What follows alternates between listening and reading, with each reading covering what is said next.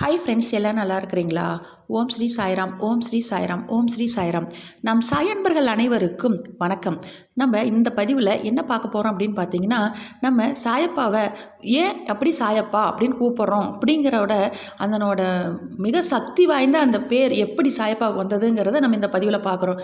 நம்ம சாயப்பா பாபாவின் அந்த ஒளி பொருந்திய தோற்றத்தை பார்த்த நான் சீரடியில் இருக்கிற மகள் சபாபதி அப்படிங்கிற அந்த பூசாரி அவரை சாயி அப்படின்னு அழைச்சாங்களாம். சாயி அப்படின்னா என்ன தெரியுங்களா?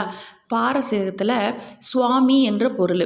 அதே போல் பாபா அப்படின்னா என்ன பொருள் தெரியுங்களா? ஹிந்தியில் அப்பா அப்படின்னு அர்த்தம். இந்த இரண்டும் சேர்ந்தது தான் சாய் பாபா. அதை தான் அந்த பெயரே சாயப்பாவுக்கு நிலச்சிருச்சு. அதுதாங்க நம்ம சாயப்பா அப்படின்னு நாம் கூப்பிட்றோம்.